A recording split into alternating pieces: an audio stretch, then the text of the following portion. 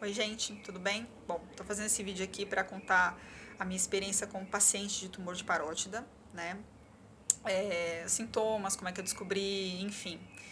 E eu decidi gravar, né, para compartilhar com vocês toda essa minha. Então, eu fiz uma coisa muito improvisada, que eu tô aqui no celular falando, não vou editar nada, enfim, é só para contar mesmo minha experiência para vocês, para que vocês vejam que vocês não estão sozinhos, né?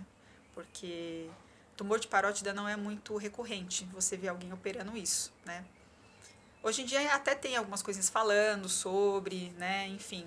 Mas, por exemplo, eu tenho um grupo no Whats, né? A gente tem o nosso grupo no Whats, que a gente troca informações e os nossos sintomas são muito parecidos e até iguais, né? Então, é sempre bom a gente compartilhar porque a gente se ajuda, né?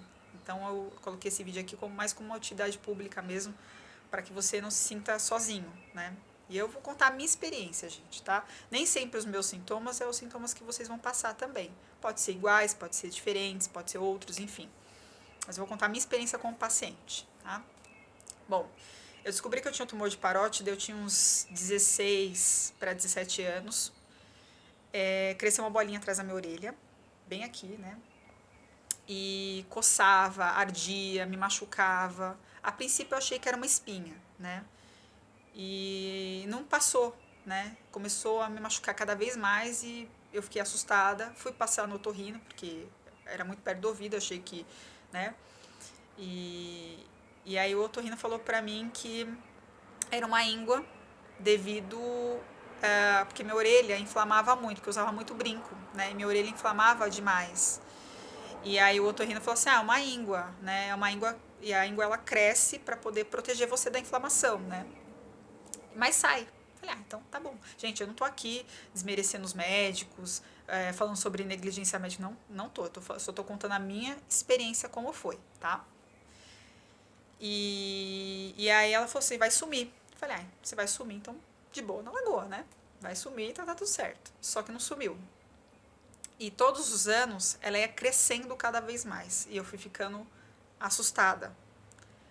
E eu troquei de várias vezes de otorrino, né? E eu fui olha, tá que tá crescendo, a princípio é uma íngua, porque, né, eu fui todos os médicos, eu acho que eu passei uns 9 otorrino, né? E até que o último otorrino, ele me disse assim: "Vanessa, se tiver te machucando muito, você marca e a gente tira essa íngua". Falou que era íngua também. Aí eu falei: "Ah, então tá bom, né? Então eu vou querer isso aí, porque tá me machucando muito". Porque imagina uma coisa que não era para crescer, não era nem para tanto teu organismo e cresce num local onde não era para ter nada ali. Já tá anatomicamente já tá perfeito. Então machuca muito, né? E eu tinha muita dor de cabeça, mais enxaqueca, né, que é unilateral, só desse lado, que era o lado do tumor. Eu tinha dor no ouvido, como se fosse agulhada, sabe? Nossa, como se fosse umas agulhadas assim, bem no fundo do ouvido. E aí o otorrino falava: "O seu ouvido não tem nada", né? E era muito esquisito. Era muito esquisito, né? Esses eram os primeiros sintomas que eu tinha, né? Além de coceira, ardência no local quando crescia, né? Dor, né? Enfim, essas coisas. E aí, um dia eu tava voltando do trabalho, eu tava indo pra faculdade, eu não consegui ir pra faculdade de tanta dor que eu tava sentindo, e eu fui pra casa, e a hora que eu encostei a cabeça no travesseiro, me deu uma dor surreal, uma pontada assim, sabe?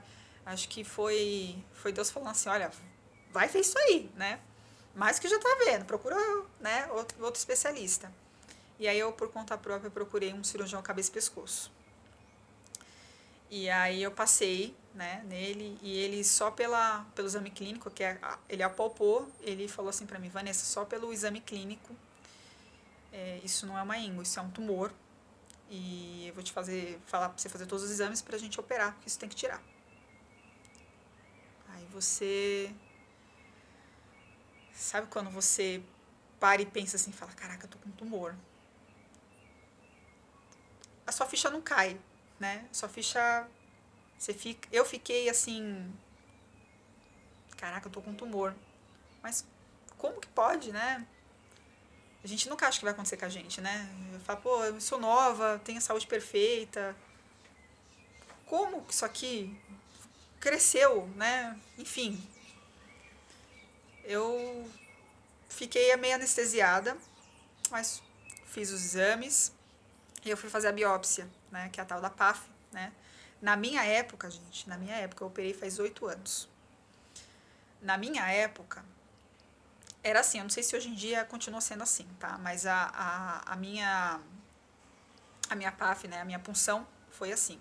Você tem que levar um acompanhante, tá, gente? Eu não levei, mas não façam isso. Levem um acompanhante. É que eu menti lá, né? Falando que minha mãe estava no banheiro e entrei na sala para fazer a PAF, mas não façam isso. Levem um acompanhante. Não é que você sai, não é isso, mas é bom você ter uma pessoa que acompanha todo esse processo, né? É bom você ter o apoio de todo mundo, porque isso vai ser muito importante no seu processo como um todo, né? Até o pós, enfim. E aí eu fui fazer a PAF.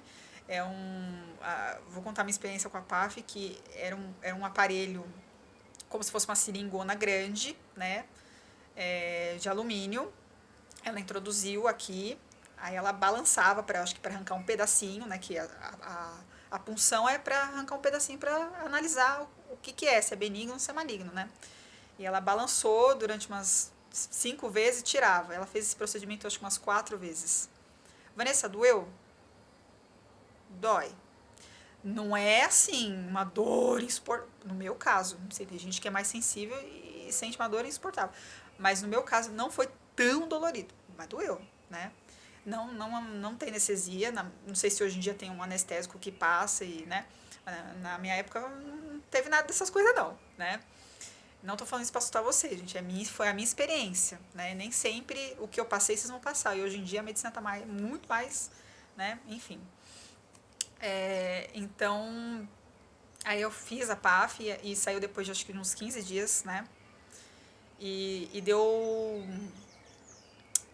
adenoma, né? Plemiformico. Mas o meu médico não quis esperar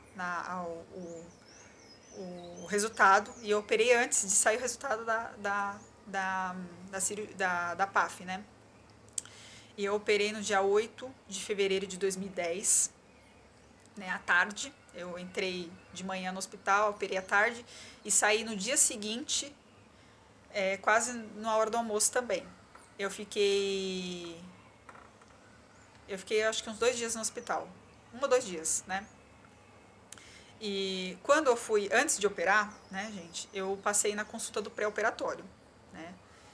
E é aí onde você vai com alguém, né? Eu fui com a minha mãe, mas a minha família, infelizmente, eles eram muito leigos, então eles não entendiam direito, né, o que estava se passando. E então a minha mãe foi comigo, né, na época. E aí o médico falou o que podia acontecer. Como qualquer cirurgia, gente, tem riscos, né? Isso é qualquer cirurgia normal, porque é anestesia geral que você toma, né? E como qualquer outra cirurgia tem riscos. Porém, a cirurgia de parótida, ele falou pra mim assim, Vanessa, ó, pode ser que esteja tão entranhado o tumor que a gente vai ter que tirar a parótida. Você pode ficar com paralisia facial, que é temporária, tá, gente? Já vou avisar que é temporária. Você pode ficar com afundamento, ou seja, deformada. Se por acaso eu tiver que tirar a parótida, se der pra gente fazer enxerto, enfim. Ele me contou todas as coisas. E a pontinha da orelha você não vai sentir nunca mais, né?